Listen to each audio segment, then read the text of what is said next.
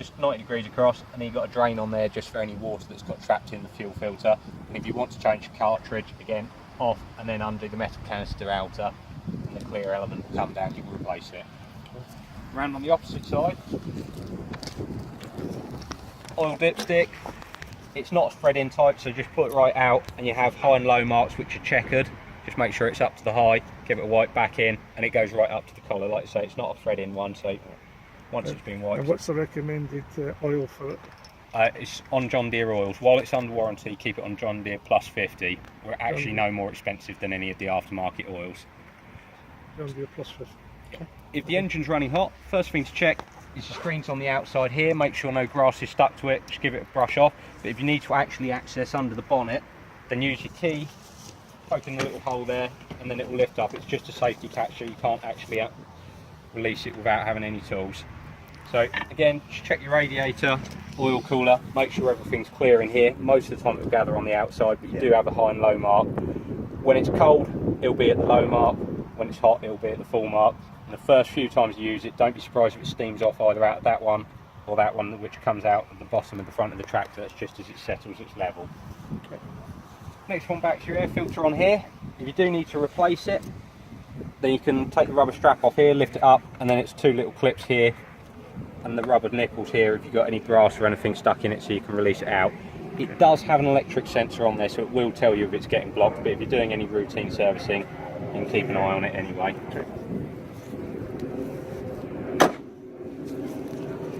you move further back on the tractor, you've got the oil dipstick just down on the left hand side here, which the same principle, just check the level on it, make sure everything looks okay, and you do have a filler at the top.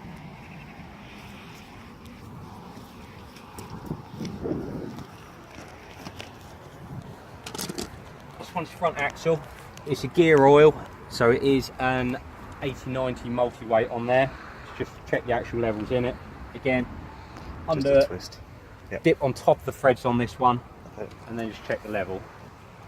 And your final point is your diesel filler. You've got a gauge on the tractor. Although it's a green pack, it is actually diesel, and at the moment we're running it on red diesel. Okay. But you can run it on red or white, whichever you've got access to. Right. Like I say, gauged on the dashboard. I've been asking about the boxes of red diesel across the road.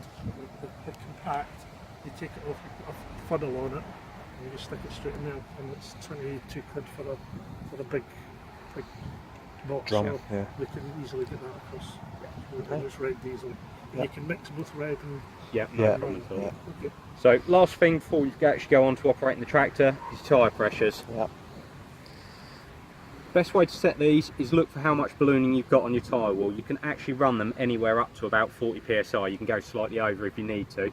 But once you've got the load of the machine on the back, you don't want too much deformation in the tyre wall here, so you don't want that bulged out here, but at the same time when it's resting like it is now, you've got to remember when you're driving on the pitch, you're going to have this on the ground as it is. Yeah. So what you want to do is make sure that the full width of the tread is in contact with the ground. Okay. If you've got too much, as you can see on the top, then it will balloon and you'd just be running on these centre 2, two. 3, yeah. But where it is on the bottom, you've got full width of numbers 1 and 2 in contact. So effectively, at any one time, you've got 8 treads in contact with the ground, which is what you want to set it to. So when you put lighter implements on, if you're struggling for traction, let them down a little bit. Yep. Same on the front end.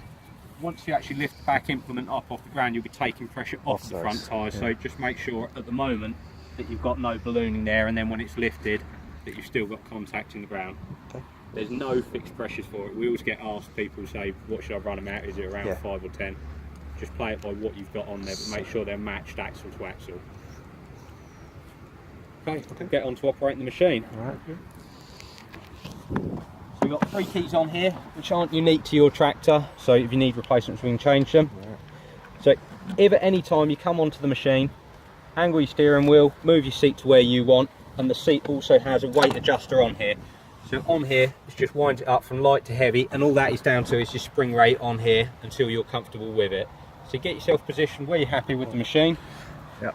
And then it's got nice features on here to stop you doing anything wrong. So if you go to start it and it's in gear, turn the ignition on, it goes through its first checks and it says shift to neutral. Yeah. So anytime you try and start it when it's not correct, it will tell you what's going on, and that can either be that it's not in neutral, or you might have your power takeoff still engaged on here. Okay. It won't let you start up. So put it into neutral, turn the key, and that will start up at idle, which is in the slow position here. Once you've started the machine, the first thing you're going to want to do is lift the cutters up. And to do that, Let's go around that side. slide this all the way back to the transport position, and that will lift your cutters fully. We're only doing that for transport, and that gives you the maximum ground clearance so you can get in and out of the containers, in and off the pitch without bottoming the rear of the rollers out.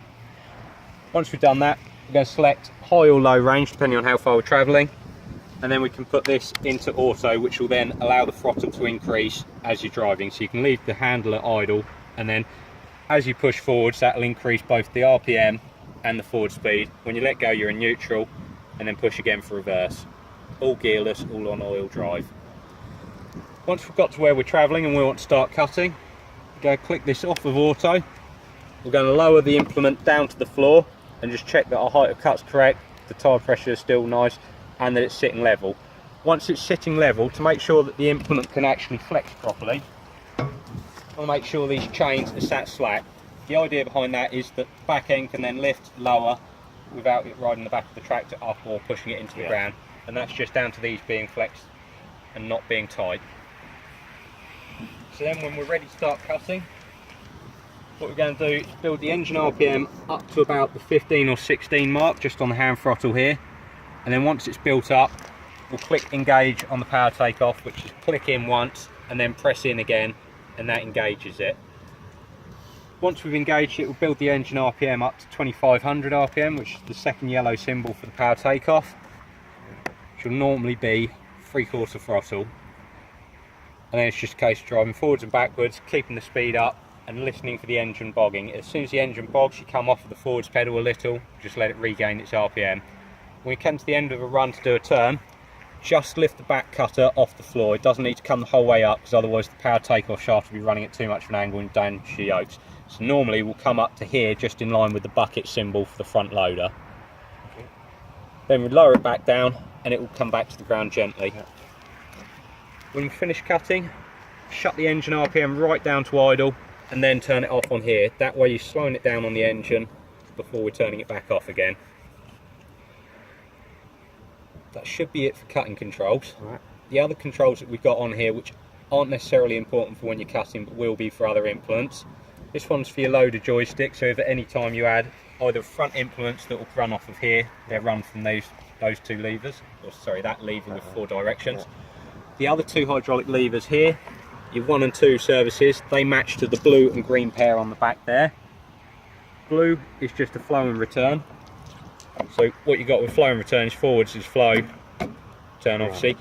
Number 2, which I think is the green pair, you also have a detemp position. What that means is when that's all the way forwards, it clicks into that position, that opens both hydraulic services. So say you've got something on there that wants to follow the contours, that will let the cylinder come in and out so it can follow the contours, and then back into normal flow forwards or reverse return. This one here is cruise control.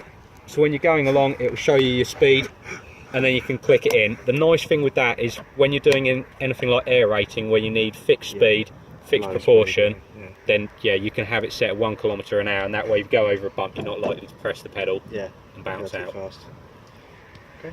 Okay, to set your rate of drop, the easiest thing to do is once you've got your implement hooked up to the tractor, lift this all the way back up, that'll lift your implement up, and then this little one that's hidden under the seat, wind it into the plus mark as far as it'll go, lower this down, and what will happen is the implement will stay at the top. Okay.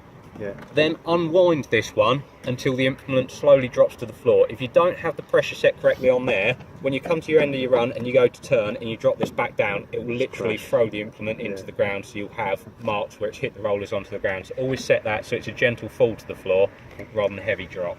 It's this one. So the automatic throttle we've already spoken about, that one there's your horn, and then we'll go around to the other side to finish up the controls.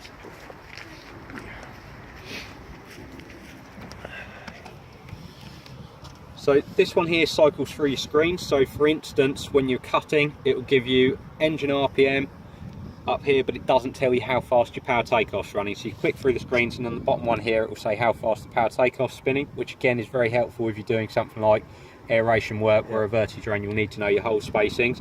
Next one across will be your speed in kilometers an hour, and you can also access basic diagnostics, for instance, when it's telling you to return to neutral. Indicators, headlights, and your work lights on the side here. This one here is your 2 and 4 wheel drive. That's the wing mirror. When it's pushed in, it's 2 wheel drive. When you pull it up, it's 4 wheel drive, but you also get a green 4 wheel drive symbol on your dashboard. Okay.